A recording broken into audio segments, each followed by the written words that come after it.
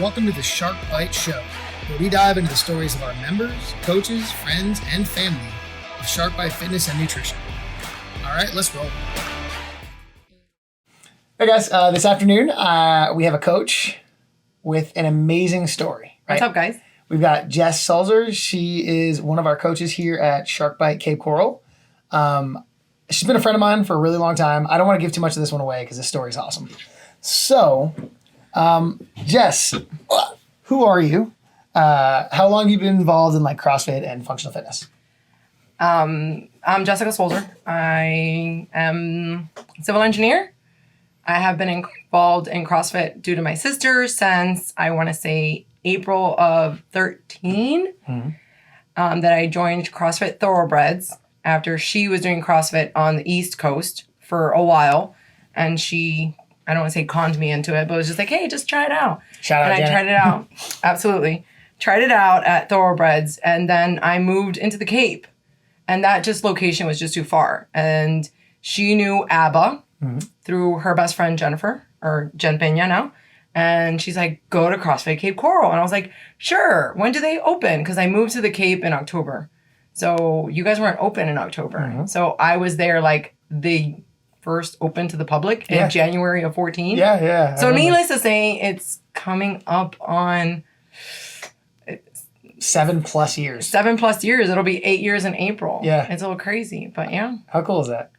Yeah. Well, so what did you do before that? What was your athletic endeavors prior to functional fitness? Here was my issue. I did 4 sports during high school the entire time. I did swimming, I did tennis, then I did water polo and soccer. I lettered in all 4 sports. It was nonstop. Then I left to Florida State for college, and I was doing water polo over there, but it wasn't this intense, nonstop feel that I always had. So, of course, that freshman 15 turned into the freshman 30, which turned into more and more and more because then you start, dating and going out and so needless to say, my athletic background went from totally full force to doing absolutely nothing, plummeting. And then it was just like the global gyms. And that just didn't do it for me, to be honest with you. It didn't introduce that stimulus that you were used to of this constant varied between all this 4 sports that I did with, mind you, I was a swimming instructor. I was a water safety instructor at a swimming facility. So I was teaching kids and adults and all that how to swim. So it was constant to nothing. And I was always constantly looking for that drive. And yeah, CrossFit, hell yeah. I don't know that I've ever thought about that before. So you played 4 sports at the same time. You were literally looking for almost like confusion. Like you needed more constant changing stimulus, right? I needed more than just bicep curls and leg pushes and running. It needed to be this constantly varied functional fitness, which is what we do. And it's I can't get the smile on my face when I say it. And people look at me like, you've been doing it for that long? I was like, it's because you didn't see me before. But again, it's not so much about, getting to that, CrossFit Games. It's about longevity for me, to be honest with you. Yeah, and I think that's something that a lot of us have those of us who've been coaches for a long time have learned is probably much more important. And those of us who've been doing this athletically for a long time have realized it's way more enjoyable when you approach it that way anyway, Don't get me wrong. You always strive to do better and you always strive to correct. The other day I was doing back squats and Jim corrected, just my back squats to, be able to lift more, but at the same time, have proper movement, but you're always striving to do better. But I have no desire to, back squat 500 pounds or, snatch 200 pounds overhead. There's no point in that. At least for me, that's not my goal. My goal is to be able to snatch 45 pounds when I'm 85 years old. Right. Yeah, and Jim talked about that a bunch too when he was on. He was talking about longevity, right? And getting to be able to do cool things for the rest of your life, not just a lot of cool things right now. Absolutely. Yeah. Well, so you, like we talked about, were a member of our gym and literally one of the first ever members, right? We had the numbers at one point, who was number 1, who was number 2, who's number 3. I can't remember what they are, but you were in single digits or double digits, right?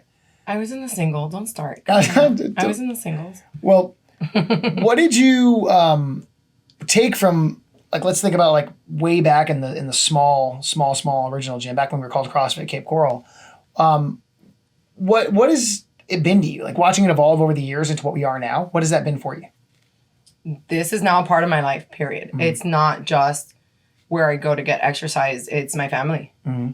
It's like an appendage that it's a small habit that has progressed, that it is a life-changing piece of me, you know? But what have I learned? I mean, there's it comes and it goes with people, and we make an impact on them regardless if they're no longer here. They have that, you know, staple, I guess, if you will, and they have that knowledge, and that's longevity for them. That knowledge is unreplaceable. Yeah, that's a cool way to put it, right? It's not like our care for people ends the moment they're not members here anymore. Yeah. Well, that's one of my favorite moments is when someone who takes a break for a while comes back, and they're like, "Oh, I didn't know if you guys want me back." It's like, are you kidding, dude? Like, dude, Brian, he took a break and he came back, and I saw him from the back of the gym, and I mad dashed to him and gave him a big hug. Yeah. He's like, "Oh man," I was just like, I thought I heard your voice. I'm going straight to you, because again, he was here and he took a break and he came back, and I'm just so excited. And there's a lot of people that have taken breaks, and I just can't wait for them to come back again. Yeah, same. Because you go through all these experiences together, and you have all this fun, and you do all these cool things, and I say all the time, burpees suck, but when you do burpees with friends, all of a sudden it's fun. Like, you do that stuff together. I don't know about burpees being fun, period, Nick, but still. You're right. When you struggle with people, it just makes it more enjoyable. Mm-hmm. You know, I just finished working out with Holly, and we did 100 burpees, because that's what it ended up being. Mm-hmm. And we did them together, and we did them synchronized. And it was just cool to do them. And you 100 burpees, and it's like not a big deal right now. But it was 100 burpees. Well, so you're a coach now, right? You started as a member. Yes. And most people don't know this, but I asked you to be a coach way, way before you became one, right? Yes, sir. It was like 6 or 8 months before that. No, was it even longer? It was longer than that. Okay, so maybe it was a full year. Maybe my memory is not serving me correctly. So I remember I went up to you and I was like, "Hey, I think you'd be really good at this. I think we'd really love." It was in the second gym. Yep, I remember in the place next to Kia, and I was like, "I think you'd be really good at this. I think you'd be really good for the members. I think you'd really enjoy this." And you were like, "Nah." It was just a lot on my plate at that time, though, Nick. Mm-hmm. I think not the way that you asked, it was just the pivotal point in my time. I was going through a divorce and dealing with having to do with a parenting plan and who's going to take care of my son Julian and all that. It was just not the right time. And then once everything kind of settled, like the dust settled and all the pieces got into play, don't get me wrong. During this entire time that I was going through all this, I was still coming. Yep, I was still here. Yeah. But just that extra responsibility, you know? At the same time, you know me. I don't do anything half. That's true. Either I'm going to do it right, or I'm just not going to do it at all. And it's not that I'm just going to ignore it. Is that if I can't do it, I'll be like, "Hey, I really can't do that. Mm-hmm. I'm not going to half it, you know?" And it just wasn't the right time. But then, you know. Eventually. Yeah, eventually I came to you and I was like, "Hey, are you still looking?" And you're like, "Hell yeah." I was just like, "Let's do this." So, yeah. Well, it's funny because Brad was on the podcast recently. He was on the show. And you guys started right around the same time, your internships, right? Wasn't it like same day? Same day. Yep. We're talking about Coach Brad. And it was actually kind of a gift that you said no originally, right? Because like at the time, we didn't have like an internship process. No. You know? That was back in the days. It was like, "Oh, hey, you like to coach? Here's a key," you know? And it's not, of course, it wasn't that short, but it was comparatively, like we didn't prepare, I don't think, in the way we do now for someone to become a coach. Absolutely. Right? What changed it? What made you want to do that? Like, why did going from person who comes and works out to I want to help other people get this? Like, what changed in your mind? What made you want to do that? Other than your position in life at that point. Just a self-reflection, I guess, if you will. Mm-hmm. You know, I see people come in here, and I and that's probably why you picked me, because I would look at them and I'd be like, I don't want them to hurt themselves. Mm-hmm. Let me just say something. Because again, yes, you have this, a Sharkbait semi-personal trainer, and I understand, but you have about 10, 12 people in class. You know what I mean? And if you have that, I was just like, you know what? I can help people. I have that knowledge, skill set, and the desire to learn and be better at all times. So yeah, that's why I was just like, I can do this. Yeah. Yeah, I think that you're hitting on like what the number one thing that's most important to being a coach is, and like that's that empathy for other people, that care for others, you know? Yeah. I mean, it was like Jackie and Angie and all of them, they'd be doing something like completely wrong. It'd be like a overhead squat like this. And then be like, no, just, one of those, it was like silly things, but you just didn't want them to hurt themselves. Right, and right. That just little cues that the coach will tell you 30 times the same thing and you weren't picking it up. And you have that glossy-eyed look, and then if just somebody says it just a little differently, they're like, the light bulb turns on. So that's why I was just like, yeah, I can be that light bulb that turns it on. That's such a fun moment, like when you've been working with somebody for so long, and then another coach comes up, and they're like, hey, how about you just, push your knees out? And all of a sudden they PR their back squat, and you're like, are you kidding me? That happened with Crystal and EJ. They were doing like a bunch of dubs, and EJ wasn't getting it. And I was just like, let me see them real quick. She's like, Jess, I've been trying. I was like, just slow down your hands. Boom, that's it. She said some, just profanity to me, but that's okay. I love her anyways. That's what. Like, the stuff that was said beforehand, that was the building blocks. And you were able to kind of just put the last piece on. The last piece. I was the one that lit the candle. That's it. Or light bulb, whatever you want to call it. Yeah, guys, if you haven't heard it yet, Jess has the best sayings. So. All right, so like that's important. If I've not told you this, it was your obvious care for others. That was like, okay, she's gonna be a good coach. Thank you. Like I wasn't worried. I don't think anybody else we had on the team was worried about like whether you could or could not teach people cleans yet, right? Like that's easy to teach. We can teach anybody that, but that care for others can't be taught. Like that's got to be something that you're bred or born with or adapt over time, and you definitely had that. Thank you. So thank you. You've got a little side project, right? Most people at the gym don't know that that they're wearing your stuff, right? Oh, yeah. Yeah. Yeah, I wasn't sure where you were going with that one, to be honest with you. I was like, where is he going with this? Yes. Most of the people that have worn wrist straps at any of the Sharkbite gyms or at a lot of the competitions we host, like Masters of Fitness or Ranger Games or anything like that, don't know that they're wearing wrist straps made by you, right? Yes, sir.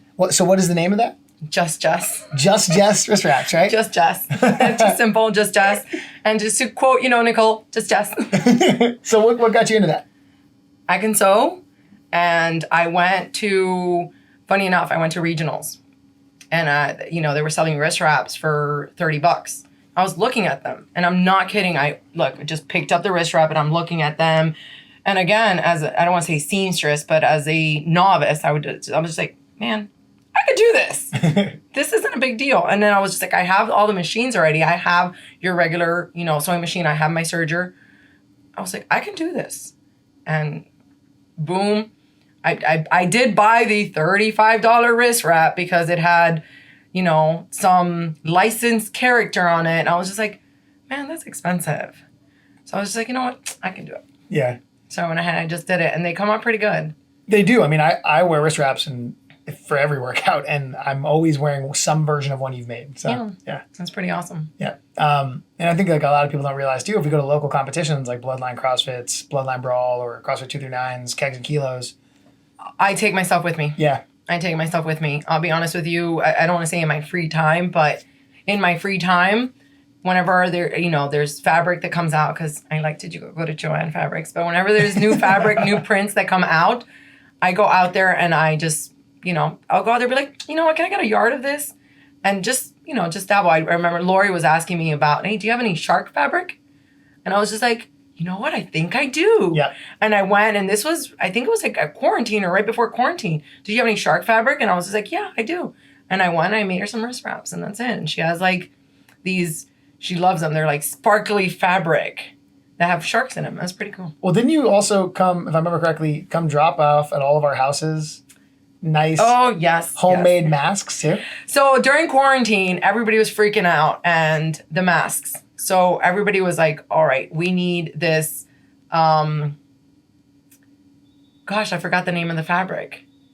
It's not a cotton fabric, but it's a double woven fabric. Mm-hmm. We need a double woven fabric because that's what stops. Because again, this was before the whole. We're talking unknown. last April, last May. Yeah. Yeah. 2020. And I was just and I did the same thing for my family. With you guys, I'd made, I want to say 50 masks, if not more.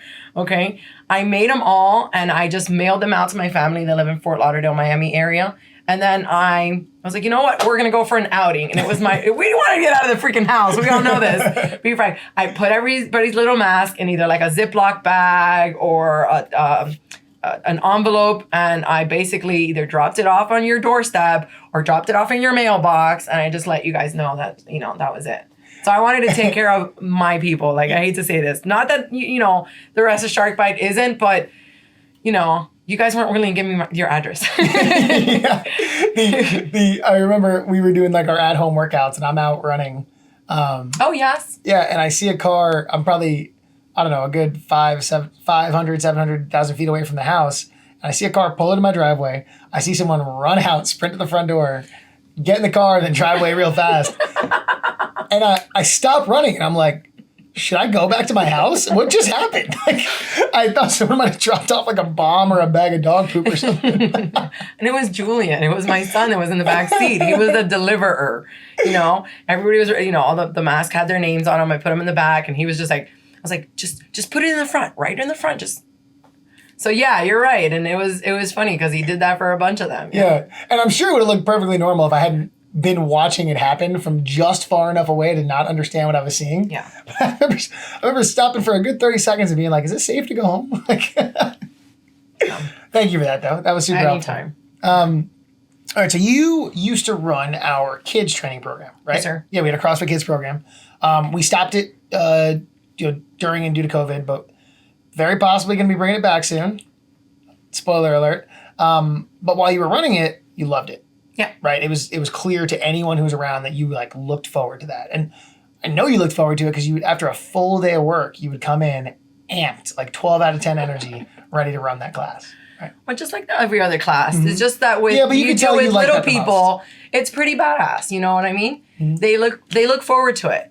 They see the adults doing it and they're, pretty awesome. I think it was and again, you have this twist when it's a kids, you know what I mean? So everything's we are going to do animals today. Well, what's animals? What's going to be a bear crawl and a spider crawl, you know what I mean? And a frog jump, which is essentially what you're asking them to do is a burpee broad jump, but it's a frog. Come on now. It's one of those things, So it's pretty awesome and, kids were pretty good. I thought you did a really good job of making the kids practice things like balance and coordination and getting stronger, but all while playing. Yes, absolutely. That's you have to, I don't want to say trick them, but that's essentially what you're doing, making sure that they're playing, but you're these core principles, your balance, the agility, most of them want to do weights and you have to incorporate that, to a bare minimum, but that's not the principle of it. The principle of it is that, not that they can lift, 20 pounds overhead, is can they balance on their foot, touch their nose, blink their eyes while they're on one foot. Mm. That's the main purpose of it. Forget about them doing, just holding this weight overhead. That wasn't the important part. It's how, that's because that's the core. If you think about it, if you don't have that balance, you're not going to be able to balance that weight overhead, period. So if you can't balance without weight, how are you expected to balance with weight? Right. And it's in a time where, kids are getting more and more technology based, play is kind of going away, Yeah.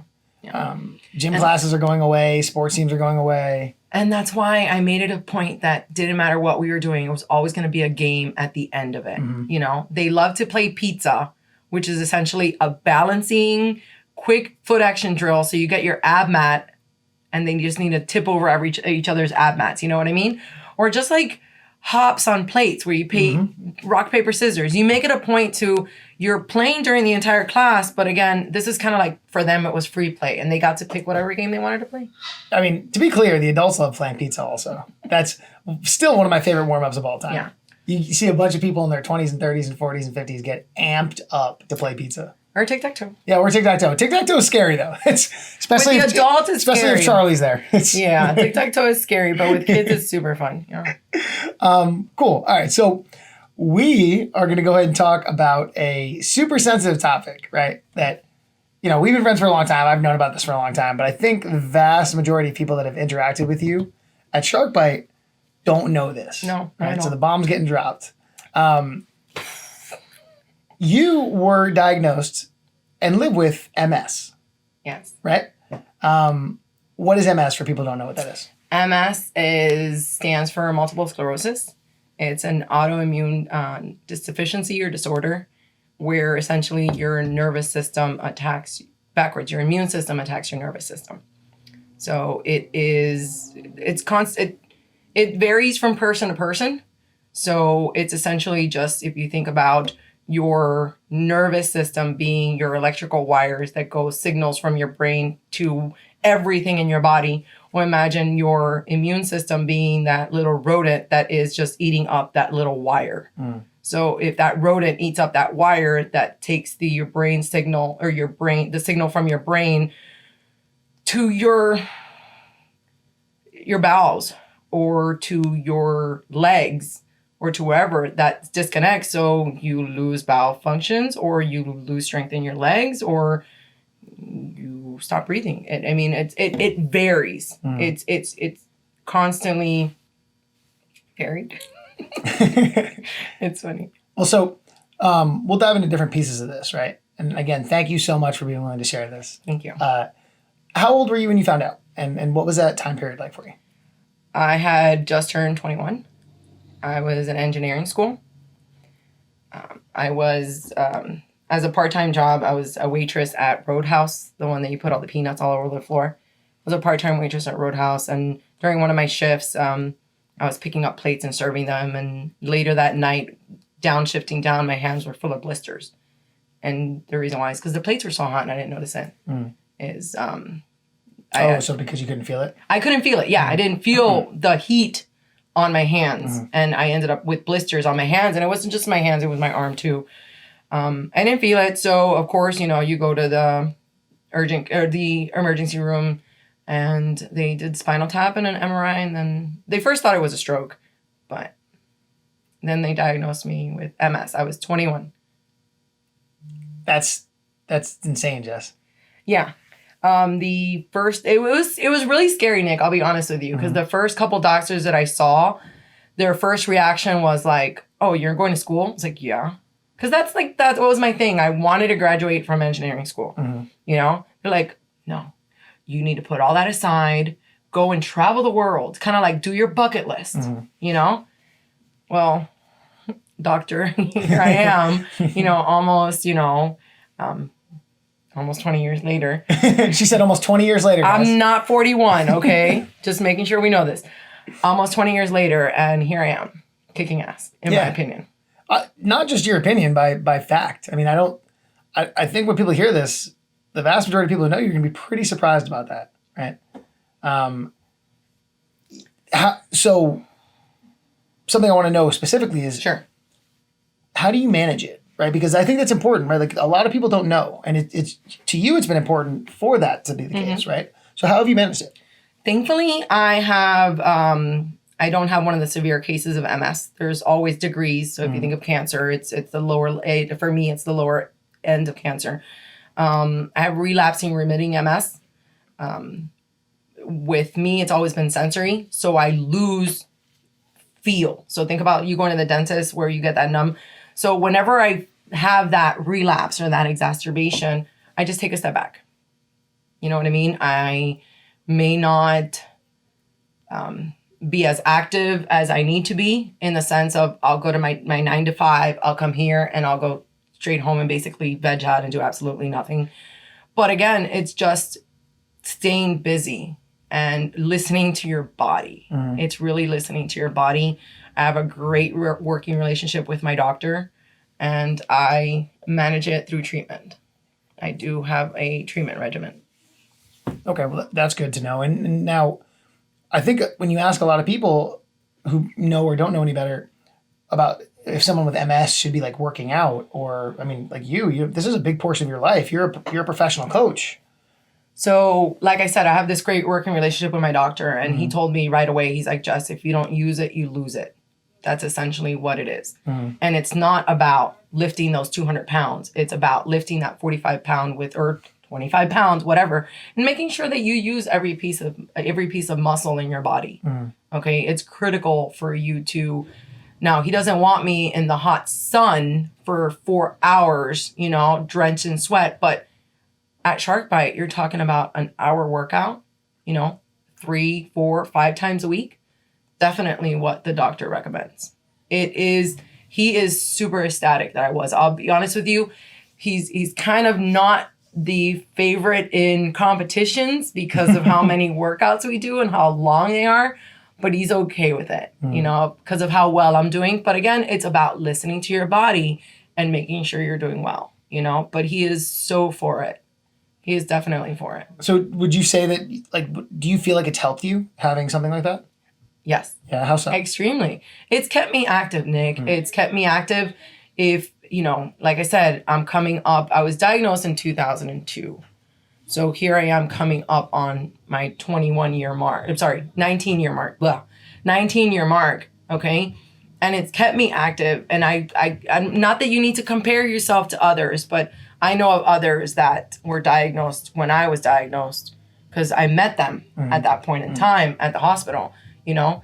And everybody takes a path in life, different path. And I'm not kidding, but Shark Bite and Shark Fit is, I'm at a completely different place than they are, in the sense that my fellow MSers are very debilitated, you know, handicapped. And granted, we all have different levels of MS, but I would not be where I am as if it wasn't for all the, if it wasn't for this. And Nick, it's not just the fitness portion. It's the entire package. Yeah. It's the fitness portion. I'm part of nutrition as well. So it's that nutrition aspect as well, which is very important, by the way, with the MS. You need to make sure that you're identify certain food groups that do better with you or don't do better with you. You have to listen to your body. You know what I mean? But working with a coach really helps you not just listen. You can, you know, have that dialogue with a coach. You know what I mean? And then this family community is pretty badass. Yeah, that's a big part of it, right? Oh, yeah. I know it is for me. Like, the fitness part's cool. The being around people who care about me and who I care about on a regular basis, who want me to succeed and who I want to succeed is really cool. Yeah. Well, so I know, like, a little background here. I know you didn't really want to originally talk about this. No, I didn't. The reason I think it's so important, and I'm really proud of you for doing this, right, is that everybody has struggles, you know? And a lot of times I think it's really easy for us to accidentally let those struggles kind of be what and who we are, you know? And I think you said something really, really, like, profound the other night when we were hanging out, right? And I really liked the way you said it. If you want to go ahead and, you know. Oh, I said that just now too. MS doesn't define me. Yeah. It doesn't dictate my life. I push the limits, you know, and again, I listen to my body, but doesn't define me. Those restrictions or, you know, everything you read, don't get freaked out, because I did it to me, and I said, you know what? I want to live my life and explore as much as I can. And I'm not kidding. I would not be where I am if it wasn't for Shark Fit and just being part of who we are here. I mean, like I said, I've been doing it for coming up on 8 years, and it's gotten me stronger, mentally, physically, emotionally stronger. And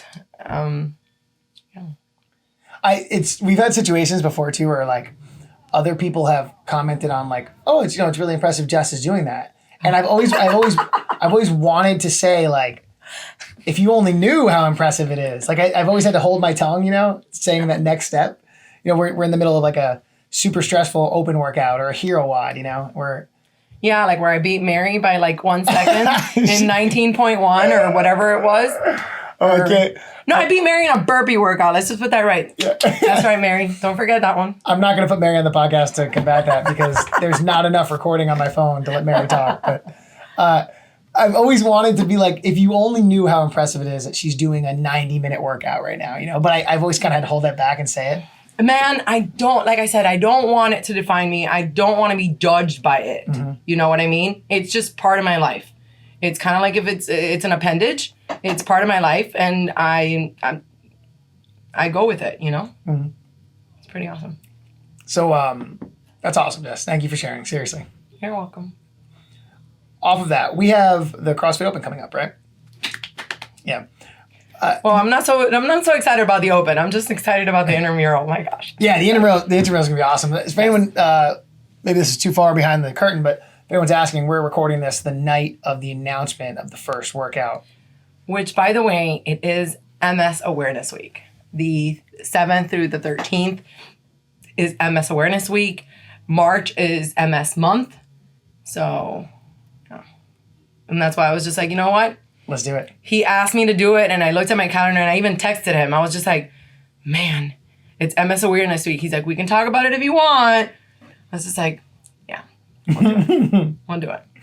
We have a good family, so we're good. Yeah, seriously. It's a place where you can feel safe talking about that kind of stuff. And like I told you offline, I think a lot of people are going to hear that, and they're going to think, okay, like if Jess can do this, I can do this, you know?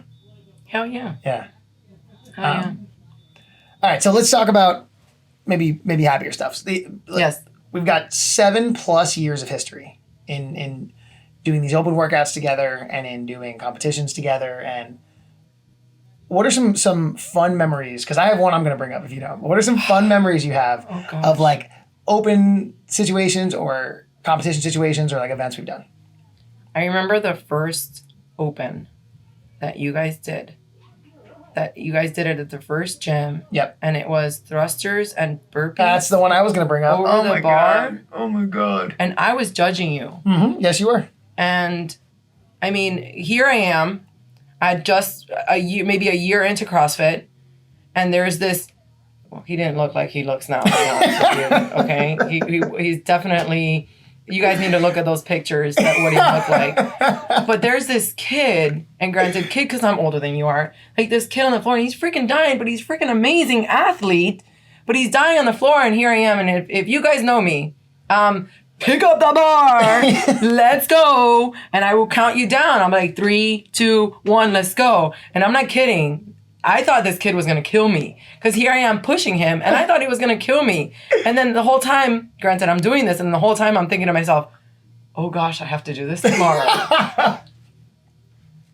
It was bad. Well, yeah, so some insight for anyone who doesn't know what we're talking about. What we used to do was on Thursday nights when the workout came out, like 6 or 7 of us idiots would do the workout right then. That night, and keep in mind, it's after 8 p.m. on a Thursday. Yeah, so it's late at night. We're all tired. We've all worked a full day. Many people have to be up, to be at the gym or at work very early the next morning. And like idiots, we would do the workout, right? And this is the first one ever that didn't have a time cap on it. Nope. And it was thrusters. It was like 3, 6, 9 incrementing to 3. It was it was like 21 down to 3 by 3s or something like that. And I thought it was 27 down to 3s. Man, it could have been 50 for all I remember. That's how it felt. And it didn't have a time cap, and I was really bad at both of those movements. And this is well before there was like a scale division, so you're just doing what the workout was. Either you did RX or you didn't do it at all. And I remember Jess judging me, and I realized very quickly into this workout that this was not going to work really well for me. And I don't think we knew each other well enough at the time. We hadn't worked out enough together for you to realize that. So you were pushing me with some intensity. And I mean, it was optimistic intensity, I think. And I was aware that that was not what was going to happen. So 25 minutes basically of just screaming in my face. Sorry. Nick, get up! And me trying so hard to be like, dude, I can't. Fun times. Every time the Open comes around, I think of that. I think of, oh my gosh, I really hope this doesn't happen again. And if it does, I really hope Jess doesn't scream at me for 25 minutes. It's kind of like a class, but you were my entire class for that 25 minutes me screaming. I had your full attention for a full 25 minutes. Yeah. I'm glad I didn't rep you, though. I wanted to do this whole podcast just so we can get to that story. So I can tell everybody how mean you were to me for 25 minutes. Suck it up, Buttercup. Yeah, thank you. You're welcome. If that workout comes out tonight, I'll be stepping out of the Open. I won't be doing it. But so you're in circus or legs. You need to do some type of scaling in order for you to get points. Get our team the points. That's right. Actually, we can talk about that real quick. So sure. We did the regular CrossFit Open for a long time, right? Now we do the intramural Open, the Shark Bite Open, right? Why do you like that so much more? Because I know I like it so much more. honestly, it takes a different pressure, a different level, and just morphs it. And it's just so much fun. It's interactive, you know. You don't need, with the open, you needed someone that saw the videos, that had criteria in order for it to be judged and all of that. Here, it's just about, you know, you're being counted, your reps are being counted by one of your gym mates, or maybe someone that you don't know that you just get to know that day, and you build a bond with them because, again, you're dying and they're there with you, counting these reps with you. You know what I mean? Friday Night Lights, I'll be honest with you, have been I look forward to them because it's not just, you know, this one person counting for you. You have other people. It's like cheering you on, screaming at you. The music is blaring. We have other activities going on. We'll have food and we'll have, you know, just events going on. And it's just so much fun. Because again, you're doing the same workout. It's just a workout. That's all you're doing. Okay?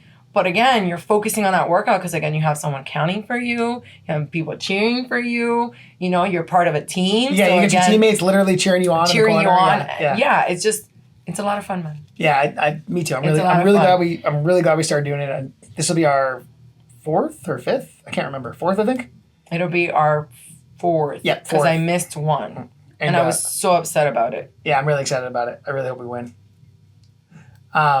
It'll be the first time you win, though. No, I'm just joking. I won the inaugural Rainbow Unicorns. You won the first one, okay? Yeah, that's what I've been told. So, if you're talking to someone who's brand new, right? Yes. Try to think 8 years ago. You talking to someone who's brand new at this, and they're scared to get started, right? Okay. Whether it be with SharkFit or maybe a CrossFit gym or any type of like healthy fitness lifestyle, right? If they were scared to get started, what would you tell them?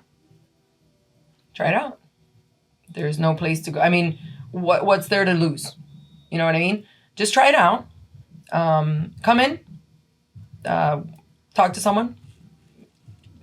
You know, if they want, I mean, are you looking at them just coming in, maybe watching a class, maybe talking to you or to Crystal or one of the Fort Myers gym coaches? But as far as anybody, I would tell them it's nothing like you've ever experienced. Okay? It is fun. It is pain. It is enjoyment. It is soreness. But again, it really is fulfilling. I think that would be the right word. It's really fulfilling. And it's not boring. It's not boring. And that's the thing about it. And I think that based on my background doing 4 sports at the same time, it's not boring. And that's what makes it fun. It constantly being varied. And you have someone that tells you what to do, man. I don't know, but it's at the same time, it's like mindless. I spend all day at work, you know, focusing and calculations and things that I like to do, which is fine. But then at the same time, when I come in, I work out, I look at the workout and it's just, brain goes somewhere else and you just get to work. You know, you chipper at it and you're good to go. Yeah, I like that. Turning my brain off and just having a good time. Yeah, sometimes you need to do that. All right, Jess. Thank you very much. You're welcome. Hope you had a good time. I did. All right. Thanks for hanging out with us today on the Shark Bite Show. If you'd like to get a hold of us, you can find us on Facebook or Instagram at Shark Bite Fitness and Nutrition or on our website at sharkbitefitness.com. If you'd like to find out more about our guests, their information will be in the show notes. If you'd like to talk to us about getting more fit, feel free to schedule a free no-sweat intro at one of our locations in Cape Coral, Fort Myers, or Naples, Florida.